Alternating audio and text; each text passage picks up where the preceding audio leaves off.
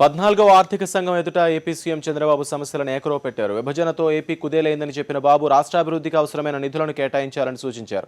రాజధాని నిర్మాణానికి 1,00,000 కోట్లు సాయం చేయాలని ఆర్థిక సంఘం సభ్యులను కోరారు. ఆర్థిక ఇబ్బందుల్లో ఉన్న దృష్ట్యా ఇతర రాష్ట్రాలతో పోల్చకుండా రాష్ట్రానికి నిధులు విడుదల చేయాలని కోరారు. వెనుకబడిన ప్రాంతాల అభివృద్ధికి 44,000 కోట్లు మంజూరు చేయాలని డిమాండ్ చేశారు. వీటితో పాటు విభజన చట్టంలో పేర్కొన్న విధంగా రాష్ట్రానికి ప్రత్యేక హోదా త్వరగా ఇవ్వాలని చంద్రబాబు కోరారు.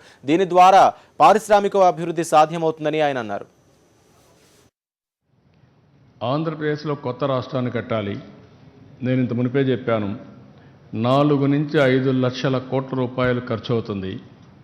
అది కూడా గెస్టేషన్ పీరియడ్ ఒక 15 సంవత్సరాలు 20 సంవత్సరాలు పడుతుంది.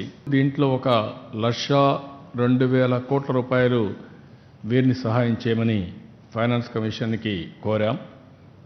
అదే మరిగా స్పెషల్ గ్రాంట్ ఇన్ ఎయిడ్ మామూలుగా ఇచ్చే దీంట్లో మనకు వచ్చే వాటా మనకు వస్తుంది. ఆ వాటా కాకుండా నామ్స్ ప్రకారం ఇచ్చేది కాకుండా ఒక స్పెషల్ గ్రాంట్ ఇన్ ఎయిడ్ 41,500 కోట్ల రూపాయలు ఈ ఫైనాన్స్ కమిషన్ ద్వారా ఇమ్మని రిక్వెస్ట్ చేశాం.